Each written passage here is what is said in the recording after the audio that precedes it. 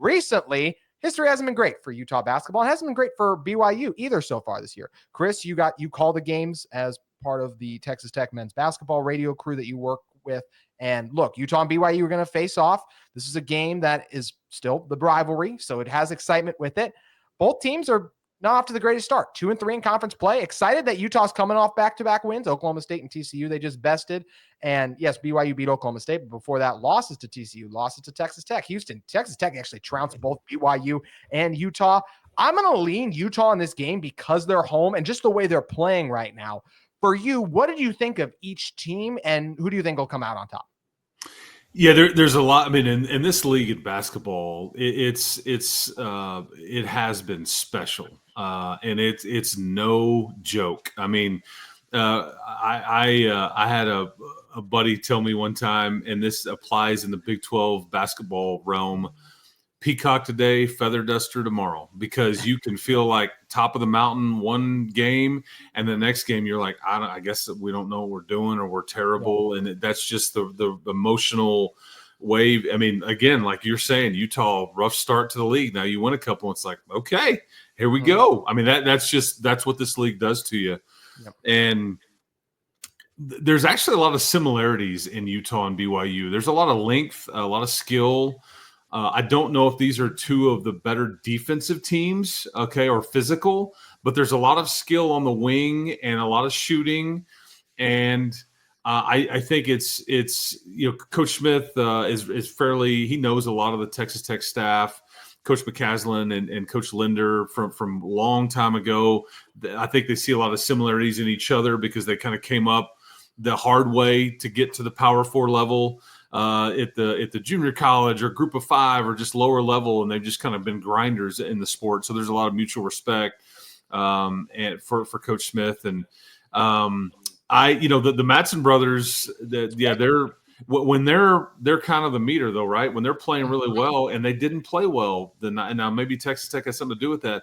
They just didn't really factor into the game versus Texas Tech. But when they are playing well, that changes the margin for error for the Utes, I certainly think. And I like both teams. Again, there's a lot of similarities there in their pieces. I know there's a lot more hype about BYU and Jaeger Dimon and the Catchings kid, their potential one and dones, and we know the number one player, the big NIL deal that they've got with the next but you're probably right in that. I think I'd probably give Utah a slight edge at home. But see, this is one of those, deals because it's a rivalry.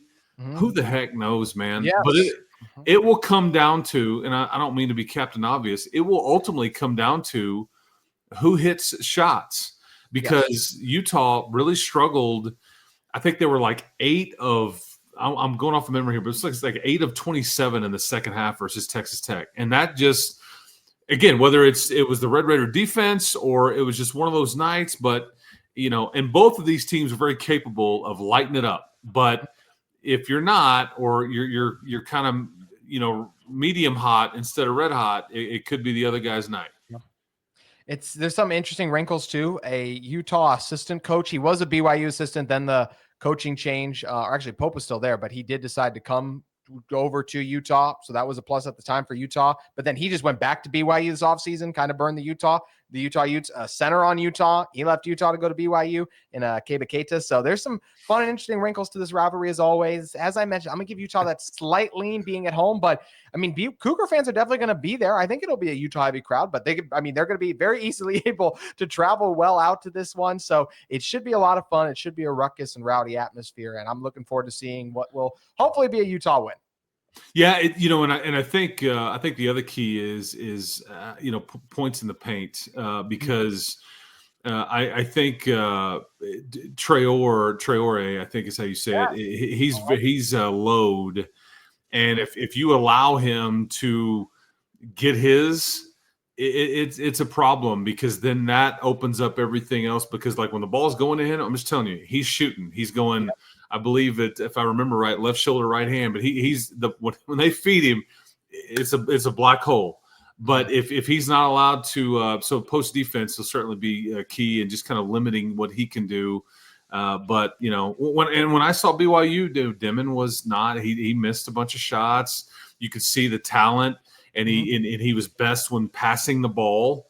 That's when he would scare you the most. But he didn't really score much. And I think Texas Tech were like, we want to take his ability to pass away. We want to force him to try to beat us score in 2024, and he couldn't do it. And so, but anyway, fascinating game. I love me some Holy War, man. I hope everybody. I know I made this for one of the Tech games, but hope both teams have fun on Saturday. And does Utah have like a Cougar Tail type concession item at their place that I missed out on or anything? I'd rather have nothing than a Cougar Tail. Okay, got it. Okay, sorry. I was just asking. I'm still learning. I'm still to your fan base though. You are located in a phenomenal city. Couldn't be more impressed with Salt Lake. Spent 2 different weekends there in back-to-back years for a football trip and now a basketball trip.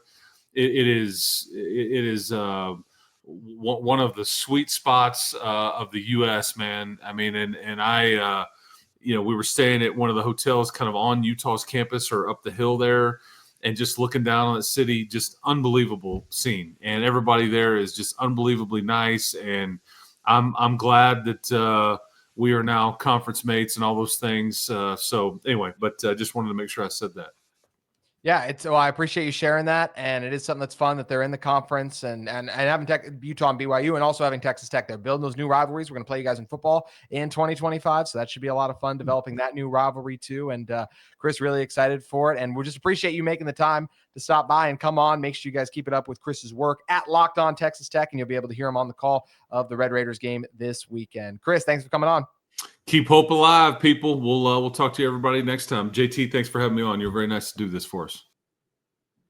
Today's episode of Locked On Utes and Locked On Texas Tech is brought to you by our friends at PrizePicks. This message is brought to you by PrizePicks, the place to get real money sports action. With over 10 million members and billions in winnings, PrizePicks has changed the game in daily fantasy sports. Whether it's the playoffs or regular season, PrizePicks has made it even easier than ever to win big while enjoying all the football action. Now it's playoff time, and there's no better way to get in on the action than with PrizePicks. Here's how it works. You simply pick more or less on at least 2 players, and if your picks hit, you could win up to 1,000 times your cash. Yes, that's right, 1,000 times your money, just by making a few simple picks. For me, I'm taking all the hot takes this weekend. I'm looking at in PrizePicks, Lamar Jackson, more than 250 passing yards. Think he's going to have a big day against Buffalo. And I also think Travis Kelce is going to go off against the Texans for more than 70 receiving yards. It's fun to predict and easy to play. Plus, with PrizePicks Flex Play, you can still double your money even if one of your picks doesn't hit. And with the app, you'll get your winnings fast, sometimes in as little as 15 minutes.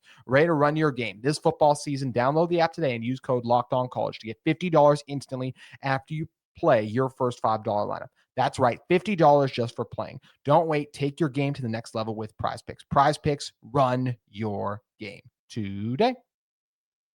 Alrighty, that is going to do it for our show. Locked On Utes and Locked On Texas Tech. We'll be back with you next time.